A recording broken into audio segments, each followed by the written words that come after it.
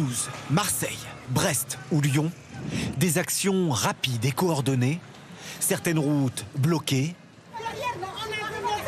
Parfois, la tension monte entre manifestants et automobilistes. Je suis tout à fait d'accord avec eux, mais c'est pas en faisant ça qu'on va arranger les choses. J'ai des enfants, moi je suis d'accord qu'ils se battent. Moi je sors de l'hôpital, j'ai envie d'aller dormir, je suis épuisée. En plus des blocages sur les routes, quelques actions violentes. Sur la rocade de Rennes, un autobus a été incendié après avoir été arrêté en pleine voie, puis saccagé par des manifestants. Le véhicule était vide. Le conducteur a été pris en charge, choqué. Ce militant tente de justifier ce recours à la violence. Si on parle, personne ne nous écoute. Manifester, on a vu que ça ne servait à rien. Et en fait, on est là pour entendre notre colère. À Poitiers, c'est l'autoroute A10 qui a été occupée. Quelques instants par les manifestants, avant d'être délogés par les gendarmes. Près de Toulouse, cette fois, c'est une opération très ciblée de sabotage. Des câbles incendiés, et c'est toute une ligne de TER à l'arrêt pour toute la journée. Je travaille en centre-ville Toulouse et j'ai aucun moyen d'aller au travail. À Paris, en marge d'affrontement, la façade d'un immeuble en flammes. Le feu est parti de ce restaurant.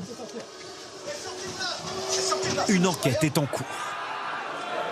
Le mouvement Bloquons tout vise aussi des secteurs économiques. Dans le Nord, les manifestants ont barré l'accès à cette plateforme logistique Amazon durant 5 heures, créant ainsi un embouteillage de camions. Ici, c'est un hypermarché ciblé par les bloqueurs. L'établissement a décidé de fermer toute la journée. C'est le symbole du profit et d'exploitation à la fois des filières alimentaires, des gens qui ont besoin de manger tous les jours. La stratégie policière a-t-elle été efficace? En tout, face aux 175 000 manifestants décomptés dans toute la France, 80 000 policiers et gendarmes déployés. Des véhicules blindés sont même entrés en action pour déblayer. Les blocages, comme celui-ci à Marseille,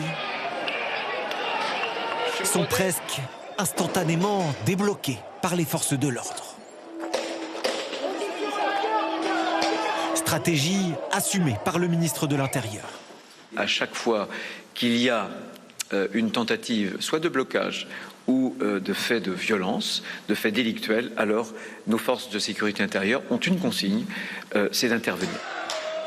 Autre demande exprimée, interpeller les fauteurs de troubles le plus rapidement possible.